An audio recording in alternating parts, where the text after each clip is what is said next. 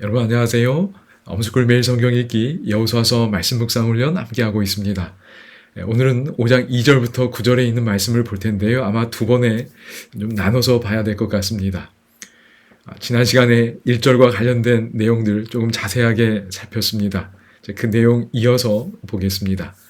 여기 2절에 이미 모든 상황을 준비하신 하나님께서 할례를 행하라고 명령하십니다. 그래서 돌칼로 행한 것으로 보입니다.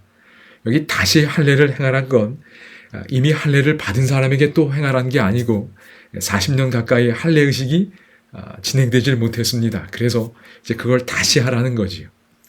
아마도 집단으로 할례 예식이 진행되었기 때문에 할례산이라는 표현도 나온 것 같습니다. 그래서 전쟁을 앞둔 상황에서 어떤 명령이 주어졌나요? 맞습니다. 할례 명령입니다. 우리는 이제 요단강을 건넜으니 전투 장면이 시작되지 않을까 생각도 되는데 하나님께서는 할례라는 하나의 종교 예식, 신앙 의식을 진행하라고 하셨습니다.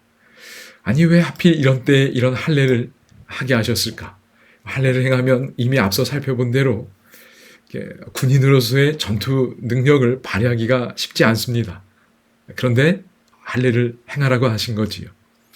왜 할례를 행하도록 하셨을까?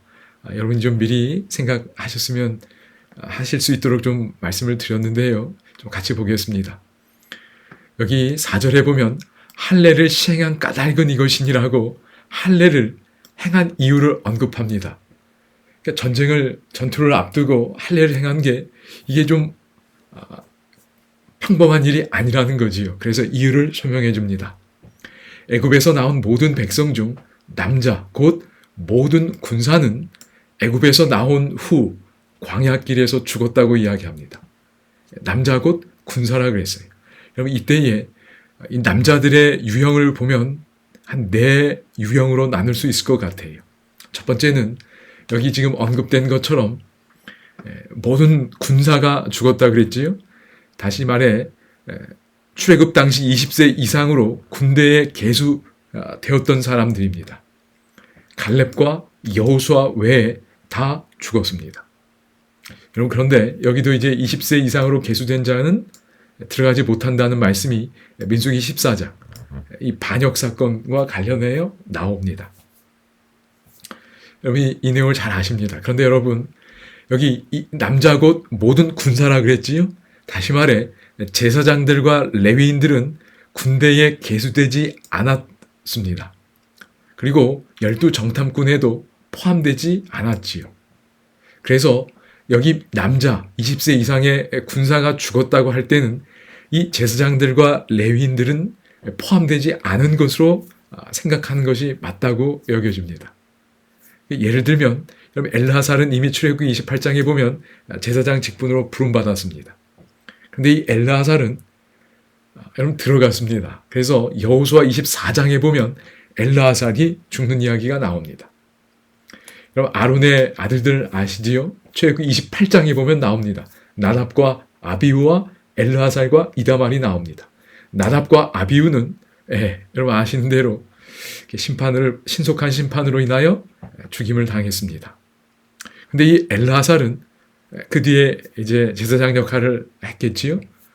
그런데 가나안 땅에 들어갔습니다. 그래서 이 모든 군사가 죽은 걸 레위인들까지 포함하지 않는 게 맞다고 생각됩니다. 그 다음에 여러분 출애굽 당시에 군대에 계수되지 않은 20세 이하의 청소년들이 있었을 겁니다. 그렇지요? 이들은 약속의 땅에 들어갔어요. 너희 유아들은 내가 인도하여 드리리니 그들은 너희가 싫어하던 땅을 보겠다 그랬어요. 어쨌든 20세 아래에 있는 자녀들, 남자들은 들어갔습니다. 근데 이들은 이미 할례를 받은 상태였을 겁니다. 그런데 여기 4번째 유형이 할례를 받지 않은 자들입니다. 출애굽 이후 광야에서 태어난 남자아이들, 특별히 여기 민수기 14장에 기록된 가데스 바네아 사건 이후에 태어난 아이들은 할례를 받지 않은 겁니다. 지금 요 유형에 있는 남자들이 문제인 겁니다.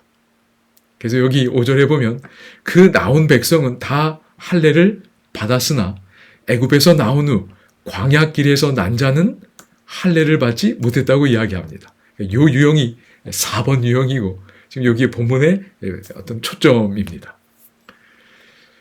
그럼 여기 보면 그 나온 백성은 다 할례를 다 받았다 그랬어요. 그지요? 이미 출애굽할 때에 성인들은 다 할례를 받았습니다. 할례는 여러분 아시는 것처럼 하나님 백성의 표시입니다. 멤버십은 가지고 있는 거예요. 그런데 그들은 그 이스라엘 자손들, 이 할례를 받은 이 멤버십, 하나님 백성의 표시를 가진 그 자손들은 여호와의 음성을 청종하지 아니하였습니다. 출애굽도 경험하고 만나, 하늘에서 내리는 만나도 먹고 반석에서 기적적으로 공급되는 물도 마셨는데 여전히 하나님을 불신하는 겁니다. 그리고 그렇게 불신하다 보니까 불순종하는 거지요. 멤버십은 가지고 있었는데 살아있는 릴레이션십, 하나님과의 살아있는 역동적인 관계는 부재한 겁니다. 뭐가 문제인지 아시겠지요? 그때 여기 보시면 맹세했다는 표현이 2번 나옵니다. 이 맹세가 뭐지요? 이거 참 안타까운 장면입니다. 여호와께서 그들에게 대하여 맹세하사. 이 그들은 누구지요? 맞습니다. 할례를 받았어요. 멤버십, 표시는 가지고 있는데 하나님과의 살아있는 관계가 결핍된 사람들, 이루어지지 않은 사람들입니다. 그래서 여호와의 음성을 청종하지 않습니다. 이런 백성들, 그들에 대하여 여러분 하나님이 안타까운 마음, 슬픈 마음으로 맹세하신 내용이 나옵니다. 어떤 내용이지요? 하나님께서 이미 앞선 시대에 그들의 조상들에게 맹세하신 게 있었어요. 요 맹세가 먼저 있던 거고 요 1번 맹세는 나중입니다. 하나님이 조상들에게 뭘 맹세하셨지요? 우리에게 주리라고 하신 땅, 곧 젖과 꿀이 흐르는 땅을, 이걸 맹세하셨던 겁니다. 그렇지요? 그런데 여기 1번 맹세는 뭐냐? 그들이 누구지요? 멤버십은 있었는데 릴레이션십이 없는, 그래서 청종하지 않은 그들이 그 땅을 보지 못하게 하리라. 요걸 맹세하신 겁니다. 여러분 안타까운 일이지. 분명히 하나님이 조상들에게 주겠다고 맹세하셨어요. 하나님이 이루시는 건데 이런 형편이니 그 땅을 약속대로 받지 못하는 겁니다. 그게 될 수 없다는 걸 하나님이 맹세하셨다는 겁니다. 이들은 절대로 땅을 보지 못한다는 겁니다. 오늘 우리들을 위한 교훈 분명히 여기 있다고 생각이 됩니다. 그래서 여기 그 다음 보면 애굽에서 나온 족속 곧 군사들이라고 표현했습니다. 다 멸절하기까지 40년 동안을 광야에서 헤맸습니다. 하나님을 불신하고 불순종했기 때문입니다. 그럼 여기 이게 그냥 하나님이 그냥 이렇게 하신 게 아니고요. 그럼 민수기 14장을 한번 혹 시간 되시면 보시면 좋겠어요. 반역입니다. 반역. 부조와 선지자에 있는 내용까지 보시면 도대체 어떻게 이럴 수 있지? 그런 내용들 확인하실 수 있을 겁니다. 제정신이 아니었어요. 돌 들어서 갈렙과 여호수아 죽이려고 하고요. 하나님의 리더십을 부정합니다. 아주 악한 상태였어요. 그러나 하나님께서 7절에 자비를 베푸사 대를 잇게 하셨습니다. 그래서 여기 보면 후손을 일으키셨습니다. 이 불신의 세대 이어서 불신의 세대와 다르게 약속의 땅을 들어갈 세대를 하나님이 일으켜 주신 겁니다. 바로 그 자손들에게 할례받지 않은 자손들이지요.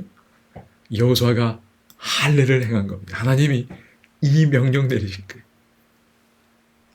그래서는 그들에게 할례를 행하지 못하였으므로 이 백성들이 할례 없는 자가 된 겁니다. 그래서 여기 지금 제가 좀 길게 설명드렸는데 할례를 시행한 까닭 여러분 좀 이해가 되시나요? 새로운 세대가 할례 없는 자가 된 겁니다. 여기 뭐 조금 더 보겠습니다. 할례 없는 자. 여러분 여기 창세기 17장에 보면 하나님께서 언약의 표징으로 직접 명령하신 예식이 할례 예식입니다. 언약의 표징이에요. 그래서 하나님 백성이라면 반드시 가지고 있어야 합니다. 14절에 보면 그 할례를 행하지 아니하는 자는 백성 중에서 끊어지는 겁니다. 하나님 백성이 될 수 없다는 거예요. 그러니까 언약 백성이라면 반드시 가지고 있어야 되는 표였습니다. 그런데 지금 이 새로운 세대가 가나안 땅에 이제 들어가서 정복하고 그 땅에 살아야 할 그들이 이 표가 없는 겁니다. 그래서 하나님이 할례 의식을 진행하라고 하셨어요. 여기 민수기 14장 반역과 언약이 깨진 상태에 대한 내용인데요. 이 부조화 선지자에 있는 말씀입니다. 가데스에서 반역 사건이었습니다. 가벼운 사건이 아니었어요. 할례 의식이 중지되었습니다. 그래서 아까 다시 행하라는 게 중지된 그 의식을 다시 하라는 거였습니다. 그 의식이 상징한 하나님과의 언약이 깨진 겁니다. 그러니까 그 의식이 진행될 수가 없었던 거예요. 중지된 건 언약이 깨진 걸 상징한 겁니다. 그래서 이스라엘에게 계속적으로 증거하는 거. 지금 할례의 의미를 이들이 알지요. 그런데 할례 예식이 진행되지 못한다는 게 지금 이게 이 언약이 깨진 상태구나. 그러니까 좀 애매한 상태인 겁니다. 여러분 여기 창세기 34장에도 할례 없는 자에 대한 어떤 인식이 나와 있어요. 사무엘상 17장 26절에도 할례 없는 자, 다윗이 골리앗과 싸울 때에 그런 표현이 나옵니다. 그러니까 분명히 할례가 없으면 하나님 백성이 아닙니다. 그런데 이스라엘이 하나님 백성으로 돌봄은 받고 있는데 좀 애매해요. 표가 없는 겁니다. 하나님이 돌보시는 대상이긴 한데 하나님의 소유라는 표시가 좀 없는 상태예요. 이 좀 애매한 상태인 거지. 그래서 하나님이 더 역사를 진전하기 이전에 요단강 건넌 그 상태에서 할례 의식 행하라는 겁니다. 그래야 여리고성 정복하고 싸울 수 있는 겁니다. 이 개념이 아주 중요한데요. 약속의 땅, 그 땅은 이 표현이 참 마음에 들었습니다. Covenantal Land입니다. 그러니까 언약 땅이에요. 언약 관계 속에서 차지하고 살아갈 수 있는 땅이었습니다. 사실 에덴 동산도 그랬습니다. 그 언약 관계가 깨지면 그 땅에 살 수 없는 거예요. 그래서 나갔다가 예수 그리스도를 통하여 그 구원의 계획을 통하여 다시 돌아오게 하시는 거지. 그럼 전쟁의 승패는 군사력에 있지 않고 하나님과의 언약 관계에 달려 있음을 상징적으로 보여주는 겁니다. 여러분 다시 기회를 주신 하나님의 모습을 좀 느끼실 수 있으면 좋겠습니다. 그렇지 아까 이미 말씀드렸습니다. 민수기 24장의 그 사건들 그러면서 앞서 본 것처럼 두 개의 맹세가 나왔어요. 조상들에게 맹세하셨는데 광야 세대는 안타깝게도 하나님께서 맹세하시고 이루시는 그 은혜를 누리지 못하는 겁니다. 그러나 그 두 번째 맹세가 앞선 맹세를 무효화시키지는 않습니다. 하나님은 반드시 그 약속을 이루시는 겁니다. 그러나 불신하고 하나님을 따르지 못하는 자들은 하나님이 이루시는 그 약속을 경험하지 못하는 겁니다. 여러분 하나님은 promise keeping 가시 하나님이 약속하신 그 언약은 반드시 이루는 겁니다. 여러분 하나님께서 오늘 우리에게 이 말씀을 주셔서 우리로 하여금 언약을 이루시는 하나님을 제가 신실하게 믿고 따르며 그 놀라운 복을 누릴 수 있기를 바라고 계십니다. 오늘 여기까지 하고 이어지는 내용들은 다음 시간에 좀 하면 좋겠습니다. 제가 가급적 좀 이렇게 10분, 15분 넘지 않을 수 있으면 좋겠습니다. 대신에 이제 다음 2장 2절로 9절 마무리할 때 애굽의 수치라는 내용이 나옵니다. 여러분 이제 여기 보시면 8절부터 9절에 내가 애굽의 수치를 떠나게 하였다 이 표현이 나오지요. 이게 무슨 의미일까? 애굽의 수치가 뭘까? 그래서 이 애굽의 수치가 뭘까? 또 애굽의 수치를 떠나게 하셨다 말씀하신 하나님은 어떤 분이신지 여러분이 먼저 좀 생각하고 함께 나누면 좋겠습니다. 감사합니다.